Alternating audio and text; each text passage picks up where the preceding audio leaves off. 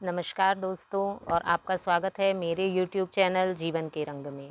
तो जैसे कि कार्तिक मास आने वाला है और बहुत से लोगों का ये प्रश्न होता है कि हमें कार्तिक मास क्यों नहाना चाहिए, कार्तिक मास का इतना अधिक महत्व क्यों है, कार्तिक मास को सबसे अधिक पवित्र क्यों माना जाता है, और यदि हम कार्तिक मास में स्नान करते हैं तो हमें उसका क्या विधि है, किस प्रकार हमें स्नान करना चाहिए, क्या क्या करना चाहिए।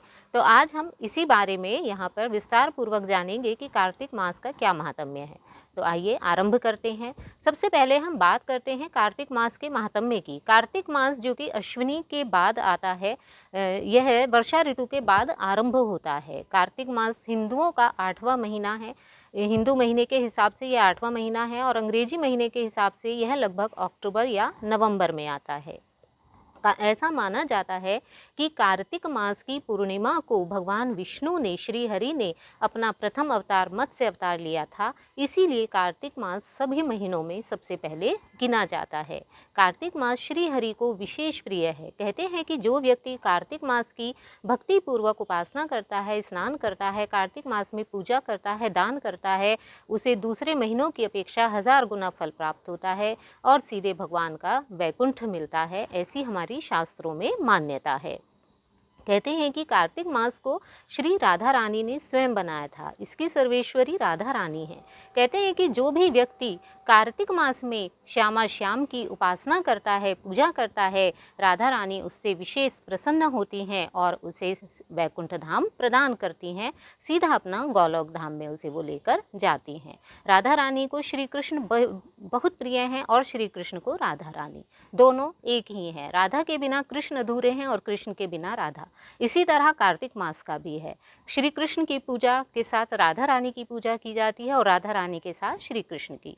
कार्तिक मास यदि राधा रानी को पसंद है तो श्री कृष्ण को भी है। इसी के साथ कार्तिक का नाम भगवान शिव के बड़े पुत्र कार्तिकेय के नाम पर रखा गया है। शास्त्रों में ऐसा भी वर्णन मिलता है कि प्राचीन काल में एक बार जब तारकासुर ने देवताओं पर आक्रमण कर दिया था तो देवता उनसे हार गए थे, वे उन्हें युद्ध में नहीं हरा पा रहे थे। तब उन्होंने कार्तिकेय जी से प्रार्थना की। तब कार्तिकेय जी ने इसी कार्तिक मास की पूर्णिमा को उन राक्षस तारकासुर का वध किया और देवताओं का उद्धार किया, उन्हें उनका स्वर्ग वापस दिलाया। तभी से इस महीने का नाम कार्तिकेय जी के नाम पर कार्तिक पड़ा। कार्तिक, तो ये है कार्तिक की महिमा। कार्तिक की इतनी महिमा है कि इसी में सबसे अधिक व्रत, त्योहार, हिंदुओं के बड़े बड़े बहुत से त्योहार इसी में आते हैं। कार्तिक को पूजा का मास भी कहा जाता है। कहते हैं कि अन्य महीनों की अपेक्षा जो व्यक्ति कार्तिक में जितनी पूजा करता है उसे अन्य महीनों की अपेक्षा उनका 1000 गुना फल मिलता है। कार्तिक के महात्म्य का शास्त्रों में विशेष वर्णन है। कहते हैं कि सनातन धर्म में जन्म लेने वाले प्रत्येक व्यक्ति को अपने जीवन में कम से कम एक बार कार्तिक स्नान अवश्य करना चाहिए। कार्तिक के महात्म्य को बताते हुए स्कंद पुराण में कहा भी गया है, न कार्तिको समो मासो न कृतेन समम युगम न वेद सदृशम शास्त्रम न तीर्थम गंगा समम। अर्थात कार्तिक के समान कोई दूसरा महीना नहीं है, सतयुग के समान कोई दूसरा युग नहीं है, वेदों के समान कोई दूसरी पुस्तक या शास्त्र नहीं है और गंगा के समान कोई दूसरा तीर्थ नहीं है। अर्थात कार्तिक का महीना सभी महीनों में सबसे श्रेष्ठ है। यही इसका महात्म्य है और इसीलिए कार्तिक में हमें अधिक से अधिक स्नान, पूजा, उपासना करनी चाहिए। कार्तिक स्नान के कुछ अपने नियम हैं। कार्तिक के में 5 देवताओं की पूजा की जाती है। कार्तिक के जो अधिष्ठाता देवता हैं उनमें सर्वप्रथम भगवान विष्णु श्री हरि का नाम है, फिर राधा रानी, तुलसी जी, सूर्य भगवान और कार्तिकेय जी। इन 5ों की विशेष रूप से कार्तिक महीने में पूजा की जाती है। इसी प्रकार कार्तिक मास को स्नान, दान, दीपदान, तुलसी पूजा एवं भजन का महीना कहा जाता है। कार्तिक मास के स्नान के अपने कुछ विशेष नियम हैं, तो आइए जानते हैं कार्तिक मास के क्या नियम हैं। सबसे पहले कार्तिक मास स्नान के लिए प्रसिद्ध है। कहते हैं कि कार्तिक मास में सुबह सवेरे तारों की छांव में हमें स्नान करना चाहिए, अर्थात ब्रह्म मुहूर्त में स्नान करना चाहिए। प्राचीन काल से यह धारणा बनी हुई है कि कार्तिक मास में किसी पवित्र नदी या सरोवर में जाकर सुबह स्नान करना चाहिए। इसका अपना एक धार्मिक महत्व तो है ही, इसी के साथ इसका वैज्ञानिक महत्व भी है। इसका कारण यह है कि कार्तिक मास हमारा वर्षा ऋतु के तुरंत बाद आता है। उस समय शरद ऋतु का आरंभ हो रहा होता है, वर्षा ऋतु जाती है और शरद ऋतु आती है। ऐसे समय में मौसम तेजी से बदलता है और व्यक्ति का शरीर उस मौसम को सहन करने के योग्य नहीं होता, शीघ्रता से उसे सहन नहीं कर पाता, जिस कारण बीमारियां बढ़ जाती हैं।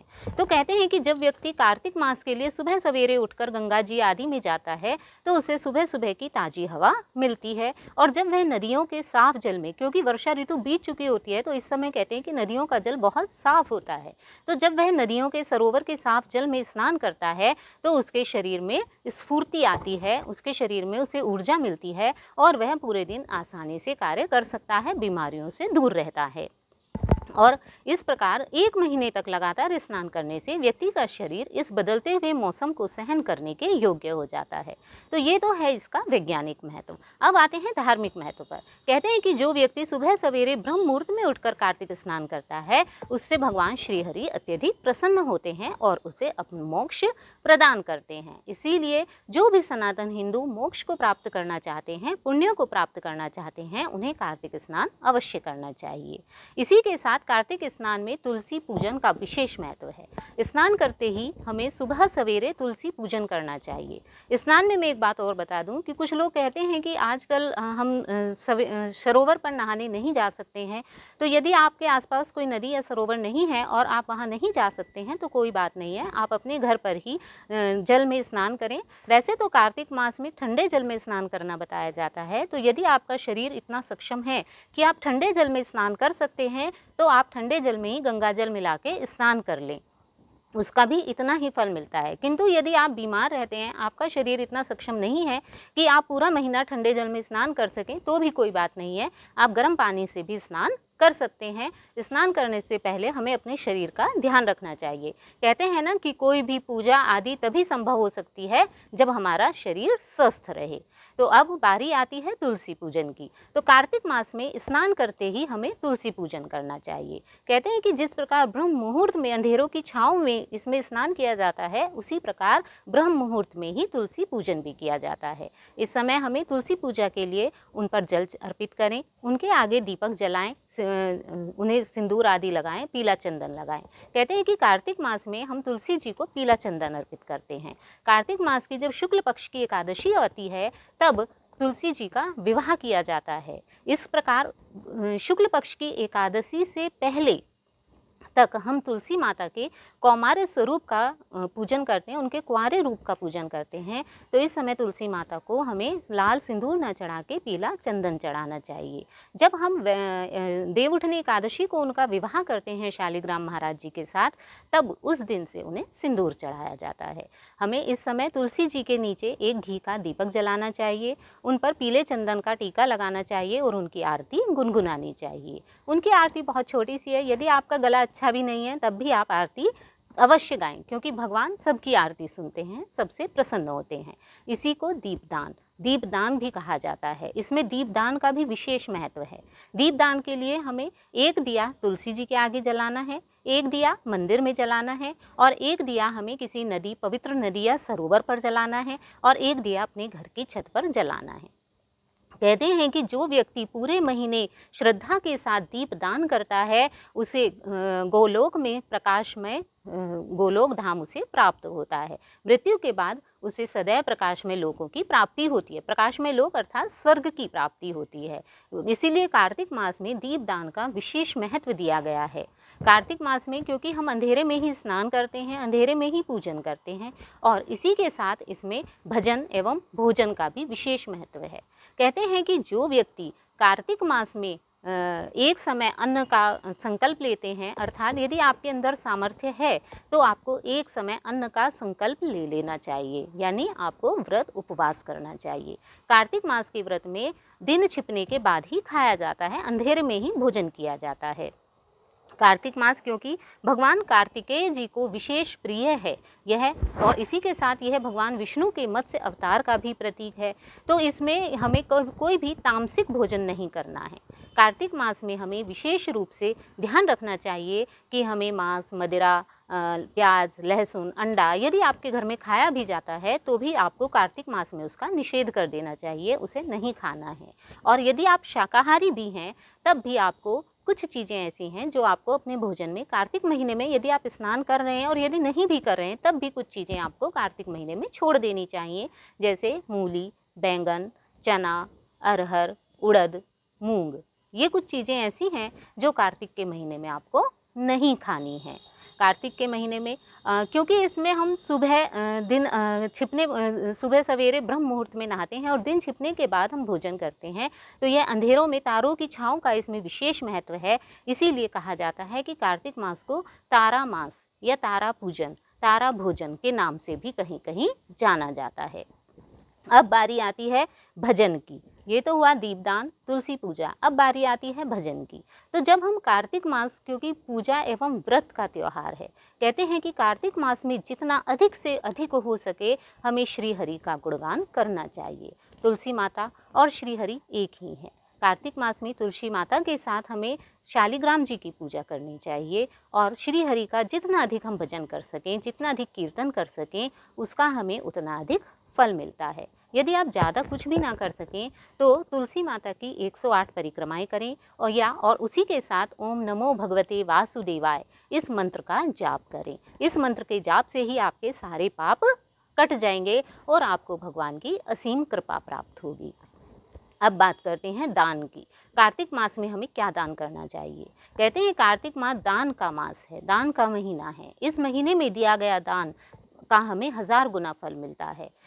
साल के 11 महीने में हमें जितना फल मिलता है, कार्तिक मास में हमें उसका 1000 गुना फल मिलता है। इसलिए हमें कार्तिक मास में प्रतिदिन कुछ ना कुछ दान अवश्य करना चाहिए, जैसे आटा, चावल, बर्तन, पैसे, जो भी आपकी श्रद्धा हो। किसी न किसी को मंदिर में, किसी गरीब ब्राह्मण को, किसी गरीब व्यक्ति को, जहाँ भी आपकी श्रद्धा हो, हमें इसमें दान अवश्य करना चाहिए अपनी सामर्थ्य के अनुसार। कार्तिक मास में प्रतिदिन सूर्य भगवान को सुबह जल अवश्य देना चाहिए। इस प्रकार कार्तिक मास में हम राधा रानी, विष्णु जी, तुलसी भगवान, कार्तिकेय महाराज और सूर्य भगवान पांचों की विशेष पूजा करते हैं। इस प्रकार पद्म पुराण में बताए गए इन सभी नियमों के अनुसार यदि कोई व्यक्ति कार्तिक स्नान करता है, दान करता है, पूजन करता है, तो कहते हैं कि उसे सीधा मोक्ष की प्राप्ति होती है। यदि आप पूरे महीने कार्तिक स्नान का संकल्प नहीं ले पाते हैं या पूरे महीने कार्तिक स्नान नहीं करते हैं, तो भी आपको अंत के 5 दिन कार्तिक स्नान अवश्य करना चाहिए, जिसे भीष्म पंचक कहते हैं या भीष्म उपवास कहते हैं। कहते हैं कि जो व्यक्ति पूरे महीने ना कर पाए, अंत के 5 महीने भी यदि वह कार्तिक स्नान करता है तो भी उसे पूर्ण कार्तिक का फल मिलता है। इसी के साथ जब भी आप कार्तिक स्नान करें तो कार्तिक महात्म्य की कथा भी अवश्य सुननी चाहिए, वह भी इसका एक मुख्य भाग है। तो मैं आशा करती हूँ कार्तिक स्नान के विषय में आपको सभी जानकारियाँ मिल गई होंगी और अब आप आसानी से कार्तिक स्नान कर सकेंगे। आगे कार्तिक स्नान में कौन कौन से त्यौहार आते हैं, उनकी हमें कैसे पूजा करनी है, कार्तिक स्नान करने वाले व्यक्तियों को किन किन दिनों का विशेष ध्यान रखना चाहिए, दीपदान का क्या महत्व है, तुलसी पूजन की विस्तृत विधि क्या है, कैसे किया जाता है, इन सब की वीडियो मैं अपने आगे डालती रहूँगी अपने चैनल पे। तो यदि आप इन सब जानकारियों को जानना चाहते हैं तो प्लीज़ मेरे वीडियो को लाइक करें, चैनल को सब्सक्राइब करें और यदि आपको ये जानकारी अच्छी लगी हो तो मैं इस वीडियो को आप शेयर करें, जिससे दूसरे लोग भी इस वीडियो को देख सकें। इसी के साथ जय श्री कृष्ण, राधे राधे।